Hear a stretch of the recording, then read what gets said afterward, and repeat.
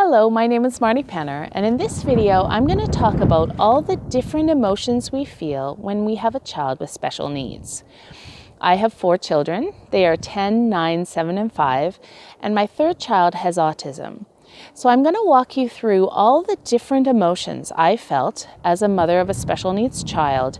I'm going to give those emotions a name, and I'm going to tell you how I overcame these emotions and felt emotionally free in motherhood, and which enabled me to be very happy in motherhood and have a really good relationship with my child.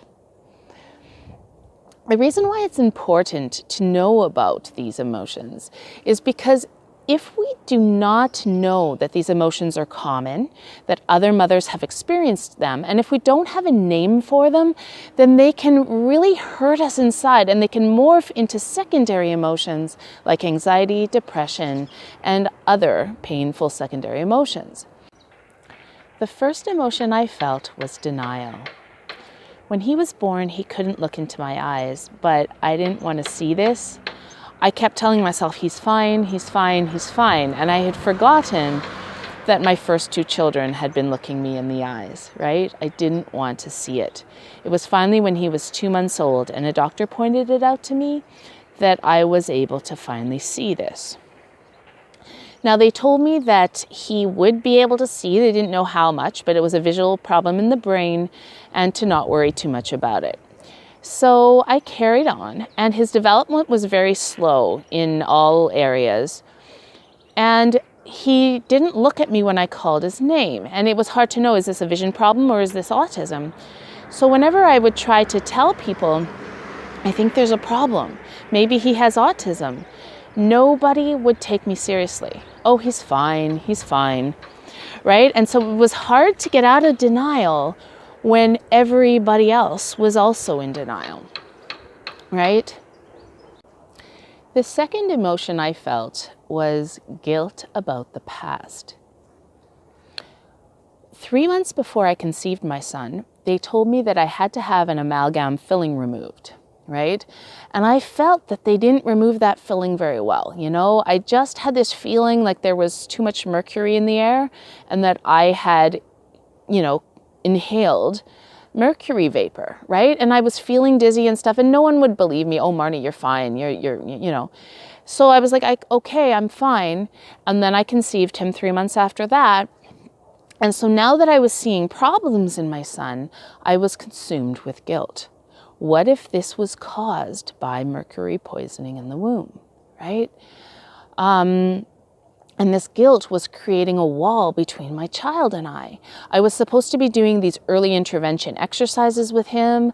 I was supposed to be playing with him, but all I could feel was guilt. It was like there was this wall between us that was preventing us from connecting with each other, right?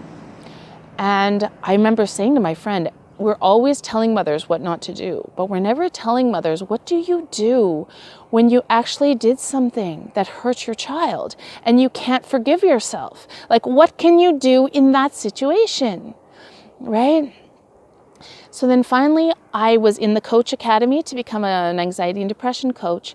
And one of the students there had a lot of talent. And I thought, maybe he knows. He was older than me. And I said to him, is there anything we can do when we affected someone else's life and it's going to affect them forever and we can't forgive ourselves? How can we forgive ourselves if we ruin someone else's life forever, right? And so he said, Marni, let's talk. So we had a phone conversation where I decided I was going to confess everything. You know why? It was me who had caused this. Me and the dental industry. And I confessed everything. I didn't leave anything out. I knew if I'm gonna, cure myself from this problem, then I'd better say everything. Why would I hide anything, right? Like, I want to cure this. I want to get over this. So I confessed absolutely everything. And he led me through a similar process he had gone through to forgive himself for the anger problem he used to have with his wife. Okay? And what it was that there is the past that was, And there's the alternate reality of what we wish the past was like. And what he taught me was techniques to get rid of the alternate reality of what we wish the past was like. And so for 24 hours, I said to myself, what's reality? Whenever I felt that guilt, what's reality? You know, all we have is today, right? My son is who he is, and I'm who I am, and the past is what was, right? And so finally, after 24 hours, the guilt went away, the wall went down, and I was able to connect with my son. We were laughing together, talking together, playing together, and that was how I freed myself from that guilt. The third emotion I felt as a mother of a special needs child was guilt and overwhelm in the present.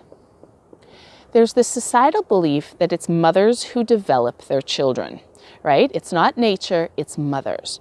And so if you have a special needs child or a child with developmental delays, the mother must sacrifice all of her time, money, and energy to catch him up and somehow get rid of these delays so that he's as typical of an adult as he possibly can be by the time he becomes an adult. And I saw mothers around me sacrificing absolutely everything for this goal, that no matter what, they were going to do everything they could to have their child be as normal as he can possibly be by the time he turns an adult. And see, I'd been doing a lot of research into motherhood in general because I was becoming an anxiety and depression coach for mothers. And I knew that with typical children, this was often bullshit. That human beings have evolved to develop into human adults without much participation from the mother because the mothers were the workhorses of the tribe. Mothers were very, very busy. So with a special needs child, did this change? Was I supposed to sacrifice my happiness, my well-being, absolutely all my money, my energy, my time, in order to turn him in as typical of an adult as possible? And I had 4 children. Right? Which made this very, very difficult indeed, right? So I was either going to sacrifice all that time and energy and money, or I was going to feel nonstop guilt about it because I couldn't, right? And so then I came to the conclusion that giving him a happy childhood and a happy mother and a happy family was maybe just as worthy of a goal, right? What if I could just do some of the therapies? Not every single one, because every therapist will then recommend 5 other therapists to go see, right? Speech, motor, occupational, all those, and all these alternative therapies, right? Plus doctors and all the rest, right? So there's no limit to what you can do. But could I choose the path of doing some of them? And accepting him for who he is today, and saying, if he ends up an adult who is not up to par with other adults in certain areas, can I accept that? Can I just accept him as who he is today, who he is in the future, and focus on being a very happy person, having a happy family life, and having a good relationship with him? And this is what I ended up choosing. The fourth emotion I felt was an emotion that I had a really hard time giving a name to. This emotion would come and go and come and go. And since I was an expert in the emotions of motherhood, I was like, Marni, you really have to figure out what this special needs emotion is, right? I only have it with my son. So what is this emotion? So I looked through all the books on Amazon, and there's very few that actually talk about the emotions that we feel, right? They're all about developing our child, right? So I finally looked through this one book, and it talked about the emotion of grief.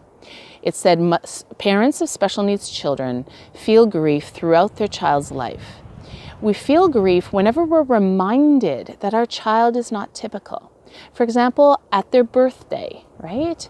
We're reminded, okay, he is not like a typical 6-year-old child, right? Or when they're next to another child of the same age, or when they start school, or they start junior high, right? Or when they're an adult and they don't move out on their own. We're consistently reminded my child is not typical. And we're reminded, and so we will forget about it and we'll feel great, and then we'll be reminded of this fact. So once I realized that this emotion was grief and that it's normal, then I was able to let the grief come and go and come and go. And it hardly bothers me anymore because I know it's normal, right? When we know that something's normal and that we're not alone, it no longer hurts us anymore. The fifth emotion I felt was fear about the future. I was constantly worried about his future. Like, oh my gosh, is he going to be able to work or will he not be able to work? Will he be able to move out or will he be continuing living with me? Will he be able to have a girlfriend? Will he, his path of development was so different from typical children that I had no idea what his future was going to be. And so this worst case scenario fears kept haunting me and haunting me. And I had known from other worst case scenario fears that the best thing to do was accept the worst case scenario. Accept it and say, whatever happens, I can handle it. Like if we can accept the worst case scenario, we can accept anything, right? So I said, well, what is the worst case scenario? And I was like, okay, yeah, the worst case scenario is that he might live with me for the rest of his life. So I said to myself, is this really that bad? And I thought, well, no, because there's a lot of older people who buy a pet to keep them company. They're lonely. So if I have someone living with me for the rest of my life, it's not that big of a deal. You know what I mean? Like I was making such a big problem out of a worst case scenario, that was 20 years down the road, and that was actually not that big of a deal, right? So I was able to then get out of the future, get back into the present, and just enjoy, lying on the couch and spending time with my son. So these are the 5 emotions that I've identified that parents with special needs children feel that we don't really feel when we have typical children. Now, this is in addition to all the other painful emotions of motherhood that all mothers feel, like all the shame and failure, guilt, fear, powerlessness, feeling disappointed, feeling trapped, feeling devalued, feeling lonely, right? Like there's many painful emotions we can feel in motherhood. And then when we have special needs child, we get these additional emotions piled on top of that. I have been researching the emotions of motherhood for 8 years now, and I help mothers free themselves from every single painful emotion of motherhood. Because the problem is these painful emotions then morph into anxiety and depression and other roller coaster of emotions, right? So if you'd like me to help you free yourself from any of these painful emotions of special needs children or of any other emotion of motherhood, then let me know. I would love to help you. Thank you for listening, and I hope you have a wonderful day.